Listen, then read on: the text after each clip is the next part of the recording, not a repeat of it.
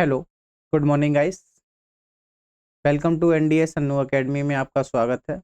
मैं आपका educator Anil NDS Ram Narayan. मैं आशा करता हूं कि आप और आपका परिवार बहुत ही कुशल मंगल होगा। आज हम जैसे कि लेके आए हैं, ज़्यादातर बच्चे पूछते हैं कि ये यूजीसी नेट जेआरएफ होता क्या है, तो उसी पे डिटेल में बताने की कोशिश करेंगे ये होता क्या है और कैसे ये काम करता है। तो यूजीसी नेट है क्या, और ज़्यादातर मैं डिस्कस करता रहता हूँ तो बच्चों के इंक्वायरी रहती है इसमें कि इसको कैसे करें, क्या क्या इसकी वो है। तो आज हम इसकी पूरी जानकारी के साथ हाजिर हुए हैं। जैसे पहले नंबर आपको समझना होगा कि ये नेट है क्या, नेट जेआरएफ पीएचडी। तो हमें एक चीज़ ये समझनी होगी कि कुछ बच्चों को यही नहीं पता होता है कि आईटीआई और आईआईटी में डिफरेंस क्या है। पहले नंबर इस चीज़ को समझ लेना ज़्यादा ज़रूरी है, तो हम उसी पे बात करेंगे आगे। जैसे जो यूजीसी होती है, इसका जो फुल फॉर्म होता है वो क्या होता है, यूनिवर्सिटी ग्रांट कमीशन। क्या होता है इसका फुल फॉर्म? इसका फुल फॉर्म होता है यूनिवर्सिटी ग्रांट कमीशन। इसकी जो स्थापना हुई थी, ये बनी कब थी? ये बनाई गई थी 1953 में, 23 दिसंबर को। लेकिन ये पूरी तरीके से जो वैधानिक संविधान के अनुसार उसको जो दर्जा मिला था, प्रॉपर तरीके से काम इसने कब से स्टार्ट किया? 1956 से, 1956 में। इसका कार्य क्या होता है? ये जो यूनिवर्सिटी होती हैं, उन जितनी भी यूनिवर्सिटी हैं भारत में, उन सबको क्या कर रहा है, ये मान्यता देता है, फंड अनुदान देता है। जैसे और क्या कर रहा है, ये नीट नीट परीक्षा आयोजित करना होता है इसका काम। इसका काम और क्या है, जो ये संस्था है, विश्वविद्यालय अनुदान आयोग बोला जाता है इसे, यूजीसी को हिंदी में क्या बोला जाता है? विश्वविद्यालय अनुदान आयोग या फिर यूनिवर्सिटी ग्रांट कमीशन। ठीक। तो इसमें क्या है, जो भारत की उच्च शिक्षाएं हैं, graduation, post graduation, different type की एमबीबीएस, डिफरेंट टाइप की जो भी आप डिग्रियां देखते हो, जो भारत की उच्च शिक्षा, उनके जो मानक हैं, मानक क्या होगा, क्या क्या उसमें कंडीशन होगी, तो उन सबको निर्धारित करती है। किसको? उच्च शिक्षा के मानकों को। मानक का मतलब ये होता है, जैसे एक छोटा बच्चा है तो उसे पहले ही बता दिया जाता है तुम यहाँ से नहीं जाओगे, तुम ये करोगे। तो इसी तरीके से जो जितनी भी डिग्रियां होती हैं, जितनी भी एजुकेशन है, उसके एक नियमावली होती है, तो उसको ये क्या कर रहा है, निर्धारित करती है। तय करने का शीर्ष मतलब टॉप संस्था है, जिसे क्या बोला जाता है, UGC. NET national eligibility test होता है, और जेआरएफ जूनियर रिसर्च फेलोशिप होता है। इसकी परीक्षा के माध्यम से क्या है, ये फेलोशिप, फेलोशिप का मतलब होता है स्कॉलर देना या वजीफा देना। आमतौर पर ये क्या है, 1984 1984 से 85 के आसपास क्या है, ये शुरुआत की गई थी, जिसका उद्देश्य क्या था, रिसर्च को बढ़ावा देना। जितनी भी रिसर्च होती हैं, सर्च होती हैं, जितने डिस्कवरियां हो रही हैं, उसको बढ़ावा देना भारत में। अगर हम जेआरएफ की देखें तो जेआरएफ जूनियर रिसर्च फेलोशिप होता है, का मुख्य उद्देश्य क्या है, जो योग्य छात्र हैं, जो इस लायक हैं, जो कुछ नया कर सकते हैं, कुछ क्रिएटिव अलग तरीके से कर सकते हैं, ऐसे छात्रों को पहचानना और उनके लिए क्या करना, उनको एक आर्थिक सहायता प्रदान करना। वो हम आगे इसी वीडियो में बताएंगे, आप जुड़े रहिएगा। अगर आपने चैनल को सब्सक्राइब नहीं किया तो सब्सक्राइब, लाइक कर लें और अपने दोस्तों तक अवश्य भेजें। दूसरा क्या होता है इसमें, जैसे कि पीएचडी के लिए आर्थिक सहायता प्रदान करना होता है। तो ये जो नेट होता है वो किस तरीके से निकाला जाता है, तो उस पर बात कर लेते हैं, बच्चा कैसे तैयारी करे। तो आपको सबसे पहले 12th पास आउट होने चाहिए बायो से, नेट के लिए। कुछ बच्चे क्या करते हैं, 12th के बाद में नीट में चले जाते हैं, ये मेडिकल के लिए होता है। इस एग्जाम को क्वालिफाइड करने के बाद में उन्हें क्या है, एमबीबीएस या फिर MS, MD, MS, BA, MS वगैरह डिफरेंट टाइप के डिप्लोमा करते हैं। अगर आपका यहाँ पे नहीं हो पा रहा, बहुत सारे बच्चे गेट देते हैं। गेट क्या है, आईआईटी वगैरह के लिए। और कुछ क्या करते हैं, बीएससी। अब सबसे बड़ी बात ये आती है, जो बच्चे बीएससी कर रहे हैं, मैं बहुत सारे बच्चों को पढ़ाया है, उन्हें देखा है, तो उनसे पूछो ना बीएससी क्यों कर रहे हैं, बस कर रहे हैं। तो एक उद्देश्य होना चाहिए प्रॉपर तरीके से करने का किसी का, ठीक है। तो जब बीएससी कर रहे हैं, बीएससी के बाद आपको बहुत सारी अपॉर्चुनिटी मिलने वाली है, लेकिन आप उन चीज़ों को समझ नहीं पाते हैं। तो बीएससी के बाद आप क्या करेंगे, या तो आप बीएड कर लेंगे। अगर आप बीएड कर लेते हैं तो आपके लिए कौन कौन से ऑफर मिल जाएंगे। सबसे बड़ी बात होती है कि हम बस चले जा रहे हैं रास्ते में, लेकिन हमें नहीं पता हम पहुंचेंगे कहाँ, मंजिल कहाँ है हमारी, रास्ता कहाँ है, बस चले जा रहे हैं। तो ऐसे चलते रहोगे तो फिर कहाँ पहुंचोगे तुम। एक उद्देश्य होना चाहिए। तो देखिए, मैं केवल इस वीडियो में टीचर के बारे में बात कर रहा हूं। अगर आप टीचर बनना चाहते हैं, एक अच्छा टीचर प्रॉपर तरीके से जो मानक है उस हिसाब से, तो मैं उसी की बात कर रहा हूं। तो 12th के बाद ही आप तैयारी स्टार्ट कर सकते हैं। आप ये नीट गेट ये देते हैं तब भी आप एक टीचर बन जाएंगे। कई तरीके के टीचर होते हैं। कॉमन टीचर की बात करें तो अगर आपने बीएससी कर ली, ठीक, बायो से आगे बढ़े, बीएससी कर ली, तो बीएससी किससे करी, जेडबीसी से, जूलॉजी, बॉटनी, केमिस्ट्री। अगर कुछ बच्चे क्या करते हैं, बीएससी के बाद बीएड कर लेते हैं, यहाँ पे इनके लिए ऑफर मिल जाता है, किसमें, टीजीटी में।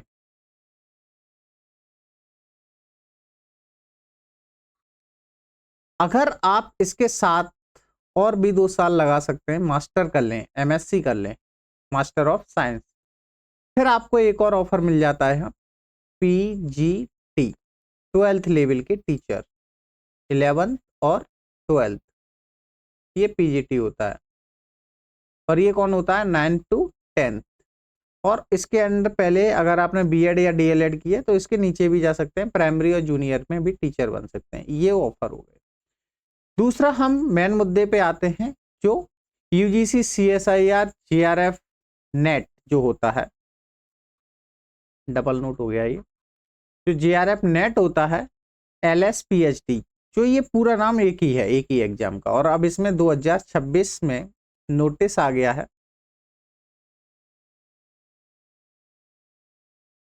अभी ये क्लियर नहीं हुआ है, लेकिन हो सकता है 2026 से एक एग्जाम और इसमें जुड़ जाए, जो अलग होता है डीबीटी। फिर आपको ये भी शामिल कर दिया जाएगा, फिर इसका नाम पूरा हो जाएगा यूजीसी, सीएसआईआर, जीआरएफ, डीबीटी, या फिर नेट, डीबीटी, एलएस, पीएचडी, इतना बोला जाया करेगा। तो वो होता क्या है, इस एग्जाम की तैयारी कैसे करें और इसको करने से क्या फायदा है, हम तो यहीं पे सेट हो जाएं, ये ज्यादा बढ़िया है, या फिर टीजीटी में हो जाए, इतनी पढ़ाई क्यों करें, या फिर इससे पहले प्राइमरी या सेकेंडरी में ही क्यों ना हो जाए। ये करना इसलिए जरूरी है क्योंकि आप हाईली एजुकेशन में जाना चाहते हैं तो आपके पास ये डिग्री होना जरूरी है। सबसे बड़ी बात ये होती है, जो टीचर होते हैं वो कभी बताते ही नहीं है, उन्हें खुद इस चीज का अभाव होता है, उन्हें नहीं पता ये क्या प्रोसेस होती है। तो मैं इसे पॉइंट टू पॉइंट बात करते हुए चलते हैं। इस एग्जाम को कैसे तैयार करें, उससे पहले मैं आपको बता दूं इस एग्जाम की जो फायदे क्या हैं, लाभ क्या हैं, उसके बारे में बात करते हैं, फिर हम बताते हैं, इस पे सिलेबस पे चलेंगे, कैसे इसकी तैयारी करें। तो इस एग्जाम में कई पार्ट में होता है ये। जैसे अगर आप टॉप में जाते हो, टॉप 10 में अच्छे खासे आपके नंबर आते हैं, मान लो 120 नंबर आ गए आपके, तो हम इसके नंबरों की भी बात करेंगे। तो इसमें क्या होता है, अगर आपके अच्छे खासे नंबर आ जाते हैं केवल एग्जाम क्वालिफाइड करने पे, इसको बोलते हैं जीआरएफ। और आपके करीब मान लीजिए 120 नंबर आ जाते हैं, 25 या इतने नंबर, तो इसका मतलब ये हो गया आप जेआरएफ भी क्वालिफाइड है, नेट क्वालिफाइड है, एलएस क्वालिफाइड है और पीएचडी क्वालिफाइड है, और कुछ टाइम बाद ये डीबीटी आ जाएगा, वो भी क्वालिफाइड है, केवल इतने नंबर आने से। अब ये केवल इतने नहीं है, ये आने के लिए बहुत सारी चीजें मेहनत करनी पड़ती हैं। जेआरएफ का फुल फॉर्म होता है जूनियर रिसर्च फेलोशिप। इसके लिए कुछ लोग क्या है, सीआरएफ भी बोल देते हैं, ठीक, इसलिए मैंने इसे डाल रखा है। अगर ये आप कर लेते हैं तो इसका मतलब है आप एक लैब के लिए अलाउ हो गए। जो भी इंटरनेशनल सीएसआईआर की लैब होती है उसके लिए आप चल सकते हैं। वो मैं आगे बात करता हूं, जब आप इसमें इन्वॉल्व होते हैं, जेआरएफ क्वालिफाइड हो जाते हैं, तो आपको कितना कितना पे मिलता है, पैसे मिलते हैं स्कॉलरशिप के तरीके से, वजीफा कह सकते हैं आप। दूसरा, अगर आपके नंबर कम आते हैं तो आप उसमें नेट क्वालिफाइड माने जाओगे और जेआरएफ क्वालिफाइड नहीं माने जाओगे। इसके बाद क्या होता है, इसे बोलते हैं नेशनल एलिजिबिलिटी टेस्ट। इसमें क्या है, आप असिस्टेंट प्रोफेसर के लिए एलिजिबल हो जाओगे। किसी भी यूनिवर्सिटी में अगर वैकेंसी खाली है तो आप बीएससी के बच्चों को पढ़ा, अगर बायो से हो तो आप बीएससी के बच्चों को पढ़ाने योग्य हो जाओगे। यहाँ पे मैं एक बात और प्लस करना चाहूंगा, जो बच्चे आर्ट्स के हैं, हम साइंस की बात कर रहे हैं, साइंस में जो इस एग्जाम को देते हैं उसके लिए क्या बोलते हैं, हम इसे बोलते हैं CSIR नेट JRF। लेकिन जो आर्ट्स वाले बच्चे होते हैं, आर्ट साइड वाले, वो इस एग्जाम को देते हैं, उसका नाम होता है CBSE UGC नेट। ठीक, तो ये दोनों में अंतर होता है, थोड़ा जो पे होता है स्कॉलरशिप, इसका CSIR का ज्यादा होता है और उसका थोड़ा कम होता है, हम उस पर अलग बात करेंगे। तो दोनों के जो प्रोसेस है वो ऐसी ही होती है, उसमें भी JRF होता है, उसके बाद नेट होता है, उसके बाद LS होता है और उसके बाद PhD होता है। LS क्या होता है, LS को बोलते हैं लेक्चरशिप असिस्टेंट प्रोफेसर। अगर आपका नेट नहीं हो रहा, LS हो रहा है, तब भी आप असिस्टेंट प्रोफेसर के लिए एलिजिबल हो। और उसके बाद अगर कुछ नहीं हो पा रहा आपका, नहीं JRF हुआ, नहीं नेट हुआ, ना LS हुआ, मतलब आपके नंबर करीब 80 के आसपास हैं, 80-75 के आसपास हैं, तो इसका मतलब ये हो गया, मैं ये टाइम बाय ईयर चेंज भी होते रहते हैं, ये करेक्ट मान के ना चलना कि इतने ही नंबर होंगे तभी होगा, ये आगे पीछे हो सकते हैं 10, 2, 4, 5, 10 नंबर के। इसके जो लास्ट पार्ट बचता है उसे बोलते हैं PhD, जो इससे कम नंबर आते हैं। PhD के बाद आप क्या है, जो PhD के लिए इन्वॉल्व हो सकते हैं किसी भी यूनिवर्सिटी के लिए। वहाँ का जो कुछ यूनिवर्सिटी क्या है, अपना एंट्रेंस एग्जाम लेती हैं, कुछ यूनिवर्सिटी क्या है, अगर आप JRF UGC CSIR के PhD क्वालिफाइड हो तो इंटरेस्ट नहीं लेती हैं, वो डायरेक्ट इंटरव्यू लेके आपको एडमिशन दे देती हैं। अब हम इसके देखते हैं फायदा क्या है अगर आप JRF करते हैं तो। बेनिफिट अगर देखें JRF के, अगर आप JRF क्वालिफाइड हो तो क्या होगा, JRF को क्या बोलते हैं, जूनियर रिसर्च फेलोशिप। ये 5 साल का आपको स्कॉलर मिलता है। इसमें पहले जो स्कॉलर है वो क्या है, 2 साल आपको क्या बोला जाएगा, JRF जूनियर रिसर्च फेलोशिप, जिसमें पहले क्या मिलता था, 31,000 से 37,000 रुपए मंथली आपको मिलने लगेगा पहले के हिसाब से। और प्लस HRF सिटी बेस पे वो मिलता है, जो भी आपका 5, 7, 8,000 जैसे लोकल सिटी और हाई सिटी के हिसाब से मिलता है। लेकिन ये अब परिवर्तन कर दिया 2026 में, क्या है, ये बढ़ा दिया, ये 42,000 से 48,000 रुपए हो गया है। सोचिए, अभी आपकी जॉब ज्वाइनिंग नहीं हुई, केवल आपने एक एग्जाम क्वालिफाइड किया है जिसका नाम क्या है, CSIR UGC CSIR net JRF। उसमें क्या क्वालिफाइड हो, ये स्कॉलर तभी मिलता है आपको जब JRF क्वालिफाइड होते हो। ये अवेलेबल कब तक रहता है, कब तक मिलता है, 5 साल तक ही मिलता है, जब तक आपकी PhD नहीं हो जाती। दूसरा, 2 साल तक ये मिलेगा, लेकिन 2 साल के बाद आप कौन हो जाओगे, यहां पे कौन थे, जूनियर रिसर्च फेलो, और इसके बाद आप हो जाते हो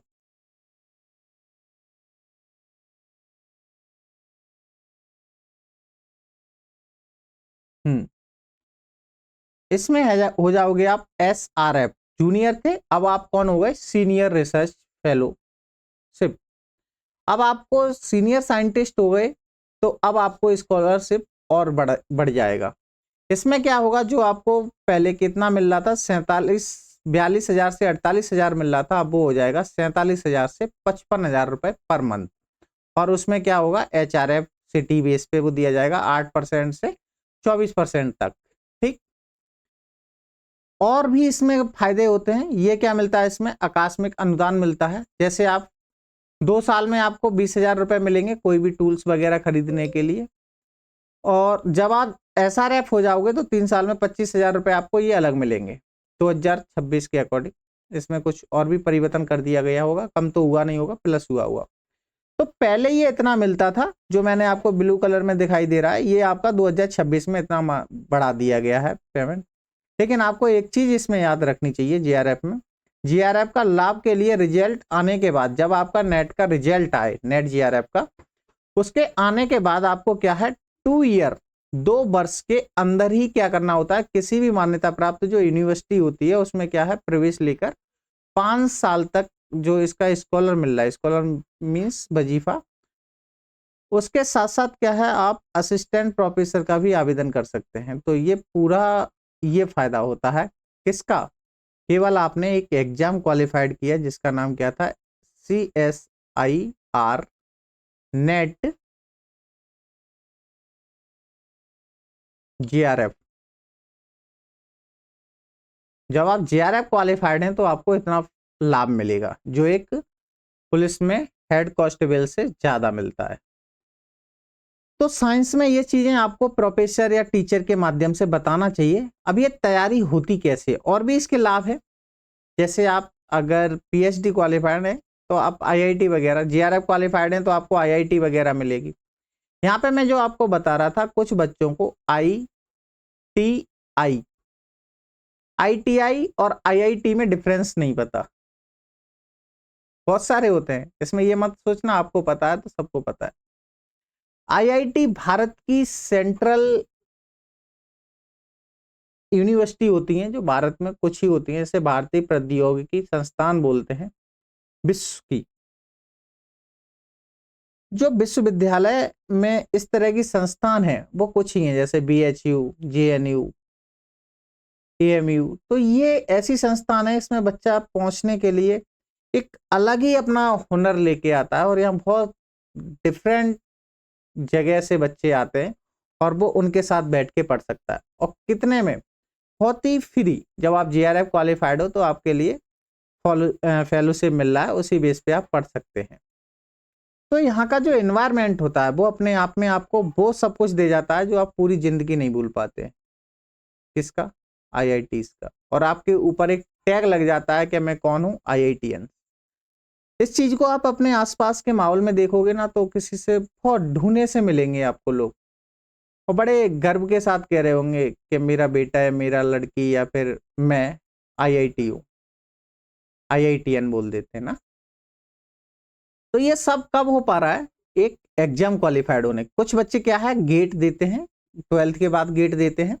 गेट के बाद भी आप IIT में जा सकते हैं, लेकिन नेट JRF के बाद भी आप IIT में जा सकते हैं। दूसरा बेनिफिट, आप CSIR की लैब में जाएंगे, क्योंकि जूनियर रिसर्च फेलोशिप है, आपको IIT भी मिलेगी, और आप क्या करेंगे, लैब में जाएंगे और आपको डिफरेंट टाइप के कई कंट्रियों के साइंटिस्टों के साथ काम करने का मौका मिलेगा।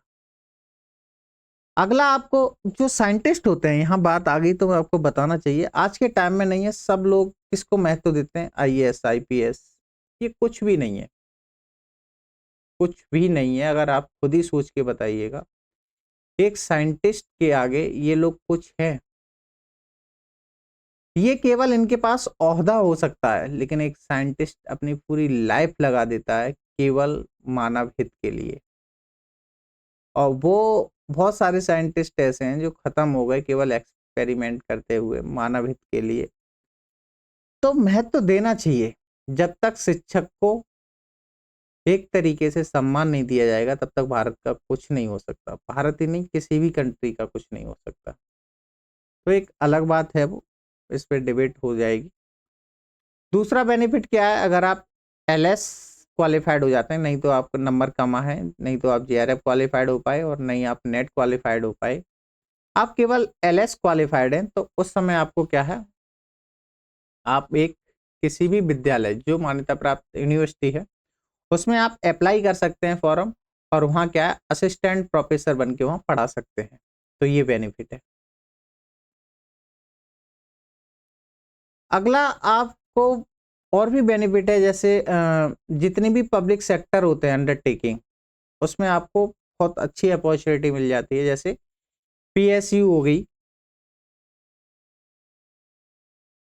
PSU कंपनी हो गई, ONGC हो गई, IOCL जैसी कंपनियों में क्या है, आपको रिसर्च डिपार्टमेंट में क्या है, RD में बहुत डिफरेंट टाइप के आपको ऑफर मिलते हैं। सीधे इंटरव्यू बेस पे वो जॉब के लिए आपको बुला लेते हैं। जैसा कि मैंने आपको स्टार्टिंग में ही बताया था, अगर आप JRF क्वालिफाइड हैं तो आपका जो CV होगा, रिज्यूम, उसमें क्या है, वैल्यू बढ़ जाएगी जब पर्सन के सामने जाएगा। और लोकल में नहीं, जो मैं उसकी बात नहीं कर रहा। अब भाई आप चूहों में नहीं है, किसी टॉप 10 व्यक्ति को लाके रख दोगे तो वो तो चूहा ही समझेंगे। उस व्यक्ति के सामने मैं बता रहा हूँ आपकी वैल्यूएशन, जो उसमें थोड़ा शिक्षा क्षेत्र में कुछ अच्छा व्यक्तित्व है। वो जो जानता ही नहीं है जेआरएफ होता क्या है, तो वो क्यों वैल्यू देगा आपको। तो जो जिन कंपनियों में बैठे हुए लोग हैं जो आपका इंटरव्यू लेंगे, या फिर आप किसी के सामने ले जाके रखते हो कि मैं जेआरएफ क्वालिफाइड हूँ, तो आपको वहाँ पे क्या है, टैग मिल जाएगा। अगला अगर हम इसकी बात करें कि ये होता कैसे है, कौन कौन इनको देते हैं, तो ये बात मुझे पहले करनी थी, लेकिन कोई बात नहीं, बाद में करते हैं। CSIR नेट जेआरएफ एलिजिबल कब हो जाते हैं? देखिए, इसमें कई सब्जेक्ट होते हैं जो ये एग्जाम दे सकते हैं, जैसे लाइफ साइंस। अगर आपने बीएससी किससे की है, अगर आप बॉटनी से करते हैं, कौन से, बॉटनी वाले, जूलॉजी वाले, या फिर जितने भी होते हैं, जैसे कुछ बी फार्मा करके जाते हैं, कुछ MBBS करके जाते हैं, कुछ UR, ये कैटेगरी है। जो कुछ होते हैं BA MS होते हैं, ये सब लोगों को बाद में जाके ये क्या पढ़ते हैं, लाइफ साइंस। ठीक, तो लाइफ साइंस से एक बहुत बड़ा नंबर ऑफ स्टूडेंट होते हैं जो एग्जाम देते हैं, इसीलिए इसका जो परसेंटाइल होता है सारे उससे बड़ा होता है। इसमें होते कौन कौन है, CSIR के अंतर्गत आते हैं, जैसे life science, chemical science, physics, earth science और मैथमेटिक्स। 1 2 3 4 5, इसके अंतर्गत कितने सब्जेक्ट आते हैं, 5 सब्जेक्ट आते हैं जो CSIR एग्जाम कराती है। सबसे ज्यादा जो स्टूडेंट बैठते हैं वो बैठते हैं लाइफ साइंस में, इसीलिए इसका जो परसेंटाइल होता है वो बहुत हैवी जाता है। मैं अपने 2008 से 2026 चल रही है, यहां तक के एक्सपीरियंस से बता रहा हूं। अब ये होता कैसे है, जैसे ये है, इसमें आपने BSc में कितना 55% होना चाहिए, और MSc में भी आपका 55% होना चाहिए। वही चीज इसमें बताइए, MSc BMS जो भी आपके पास डिग्री है बैचलर की, उसमें क्या है, जैसे EWS UR EWS OBC इनके लिए 55% होना चाहिए, SC ST और PWD के लिए 50% होना चाहिए, तब आप इसके लिए एलिजिबल माने जाओगे। GRF के लिए अगर एज लिमिट की बात की जाए तो इसमें एज लिमिट होती है, जैसे UR EWS के लिए 30 ईयर होनी चाहिए, बस, इससे ज्यादा नहीं होनी चाहिए। OBS जो OBC होता है, OBC के लिए क्या है 33, और SC ST के लिए 35, ये इतने से ज्यादा नहीं होनी चाहिए। अगर आपकी इससे ज्यादा है तो आप GRF क्वालिफाइड नहीं माने जाओगे। नॉर्मली वैसे 28 ईयर होती है इसमें, इसे करेक्ट कर लेना, ठीक। और जो LS होता है, LS में कोई एज लिमिट नहीं होती, इसमें कोई 30 साल का भी दे सकता है, 40 साल का भी एग्जाम दे सकता है, और वो अपनी उपाधि ले सकता है वहां पे। अब हम बात कर लेते हैं इस एग्जाम के, हमने किस किस की बात कर ली, फायदे की बात कर ली, ये होता कैसे उसकी बात कर ली। अब ये एग्जाम की जो पैटर्न है उस पर बात करते हैं। ये इसका पैटर्न होता है, आपको 180 मिनट मिलती हैं, 3 सेक्शन में ये डिवाइड होता है एग्जाम। इस एग्जाम को 3 A सेक्शन, B सेक्शन और C सेक्शन। जो A सेक्शन होती है ये जनरल एप्टीट्यूड की होती है, इसमें कंप्यूटर, रीजनिंग, मैथमेटिक्स, इसमें बेसिक मैथमेटिक्स, ये सब कुछ आ जाता है। जो B और C होती है, ये क्या होती है, ये आपकी सब्जेक्ट वाला मैटर होता है, इसमें सबसे ज्यादा होती है C सेक्शन ही आपको क्या है, पास आउट कराती है। ये 100 नंबर का होता है, C सेक्शन आपको 25 क्वेश्चन करने होते हैं। अब हम बात कर लेते हैं, जैसे A सेक्शन में कितने क्वेश्चन आते हैं, इसमें 20 क्वेश्चन आते हैं, जिसमें से आपको 15 क्वेश्चन करने होते हैं। एक क्वेश्चन 2 नंबर का होता है, नेगेटिव मार्किंग इसमें 0.5% होती है, आधा नंबर की, एक नंबर की सॉरी नेगेटिव मार्किंग होती है। बी सेक्शन की बात करें तो बी सेक्शन में 50 क्वेश्चन आते हैं, जिसमें से 35 क्वेश्चन आपको करने होते हैं। इसका भी जो नंबर होता है वो 2 नंबर का एक क्वेश्चन होता है, और इसकी नेगेटिव मार्किंग 1 नंबर की जाती है, माइनस होता है, सॉरी इसमें 0.5 लगभग, इसमें 0.5% की नेगेटिव मार्किंग होती है, ठीक। लेकिन जब सी में जाते हैं हम, सी सेक्शन बहुत ही इंपॉर्टेंट होती है, इसमें 75 क्वेश्चन होते हैं, लेकिन करने कितने होते हैं? 25। इसमें एक क्वेश्चन 4 नंबर का होता है और गलत होने पे 1 नंबर माइनस हो जाता है। ये इसकी नेगेटिव मार्किंग होती है। यही वो सेक्शन होती है जो आपको पास आउट कराती है। अगर आपने इसमें से 25 क्वेश्चन है, 20 क्वेश्चन भी सही कर लिए तो आप नेट तक पहुंच जाएंगे। और ये करना आसान नहीं होता जितना मैं बता रहा हूं। मैं अपने 8-9 साल के एक्सपीरियंस से बता रहा हूं। अगर आप इसको प्रॉपर कंसंट्रेशन के साथ पढ़ रहे हैं तो कोई बड़ी बात भी नहीं है। कोई भी एग्जाम, कुछ भी दुनिया में कुछ भी चीज को हासिल करने के लिए आपका फोकस वहां पे होना जरूरी है। जीआरएफ एज लिमिट को देखें तो जो मैं बता ही चुका हूं क्या होती है, 30 ईयर। ये कंफर्म कर लेना, कहीं कहीं 28 हो सकता है, ठीक है। तो ये हमने ऊपर बता ही दिया। अब हम बात कर लेते हैं इसके सिलेबस की। केवल मैं यहाँ पे लाइफ साइंस की बात कर रहा हूँ, ये बात मैं आपको क्लियर कर दें। केवल मैं यहाँ पे लाइफ साइंस की बात कर रहा हूँ, लेकिन मैंने ये CSIR के बता दिए कौन कौन दे सकता है, जैसे केमिकल साइंस वाला, फिजिक्स वाला, अर्थ साइंस वाला, मैथमेटिक्स वाला भी। पैटर्न सभी का सेम होता है, लेकिन यहाँ पे मैं बात केवल बायो वालों का कर रहा हूँ, जिन बच्चों ने BSc किससे की है, ZBC से, और MSc जूलॉजी से की है या बॉटनी से की है, उन बच्चों के लिए मैं बता रहा हूँ। वो सभी आगे जाके, चाहे आपने MSc बॉटनी से की है या जूलॉजी से की है, आपको जो एग्जाम देंगे CSIR नेट का, वो उसमें केवल और केवल आप लाइफ साइंस पढ़ेंगे, ठीक। अब हम बात कर लेते हैं इसके सिलेबस की। तो इसमें 13 यूनिट होते हैं। 13 यूनिट का मतलब आप समझ पा रहे होंगे, जो इस 13 यूनिट में जो हमने 3 सेक्शन आपको बताई, A सेक्शन और B सेक्शन और C सेक्शन, ये जो B और C है केवल इसके 13 यूनिट हैं। जो A सेक्शन है इसका एक अलग पार्ट्स होता है जो जनरल एप्टीट्यूड में आता है, जिसमें teaching aptitude, general aptitude, computer, reasoning, mathematics, ये सब चीज आ जाती है। हम बात कर रहे हैं B और C की। ये B और C के जो आएगा वो किससे आता है, इसमें इतने यूनिट होते हैं, जिसमें 13 यूनिट होते हैं। अगर कुछ 2026 जो जून वाला नहीं, दिसंबर वाला एग्जाम होगा, तब से सुना जा रहा है कि उसमें क्या हो जाएगा, प्लस हो जाएगा, क्या, DBT। अगर ये प्लस हो जाता है तो इसमें यूनिट भी कुछ प्लस कर लिए जाएंगे, कुछ मर्ज कर दिए जाएंगे। पहला यूनिट होता है इसका molecular and their interactions and relevant biology. अगला होता है सेल ऑर्गेनिल्स। इसमें आपको बायोकेमिस्ट्री पढ़ना पड़ती है, उसकी बेस पता होना चाहिए। फंडामेंटल प्रोसेस आ जाता है, cell communication and cell signalling आ जाती है, डेवलपमेंट आ जाता है। यहाँ पे आ जाता है, देखिएगा, सिस्टम, जो सिस्टम होता है, फिजियोलॉजी और एनिमल फिजियोलॉजी।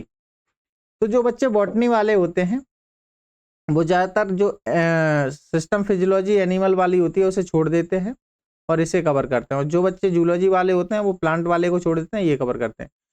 तो लमसम इसमें जितने 13 यूनिट हैं, आपको लगभग 10 से 12 यूनिट प्रिपेयर करने ही होते हैं JRF पाने के लिए।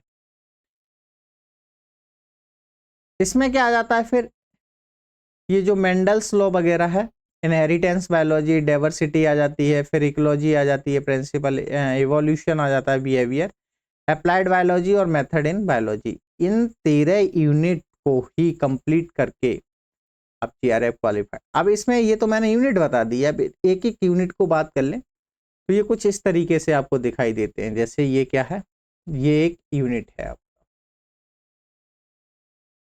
ये इसमें क्या है, structure and atomic, molecule, chemical. इस तरीके से जब आप गूगल पे करेंगे तो आपको डाटा निकल के आ जाएगा। जैसे सेल ऑर्गेनेल्स के आगे तो इसमें मेमोरी, स्ट्रक्चर, फंक्शन, बहुत डिटेल में जाना पड़ता है।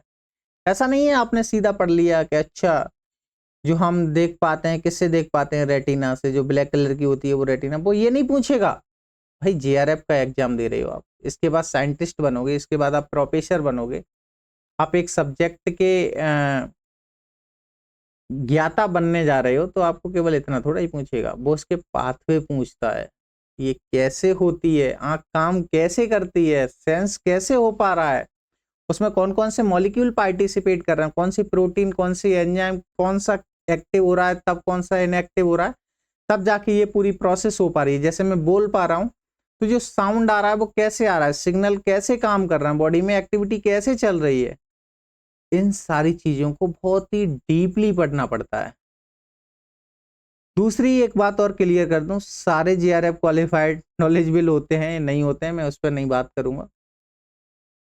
इस चीज में इसे अगर प्रॉपर तरीके से, अगर आपका जीआरएफ क्वालिफाइड हो तब भी और नहीं हो तब भी, लेकिन आप नॉलेजेबल हो जाओगे, ये मैं अपने खुद के एक्सपीरियंस से बता रहा हूँ।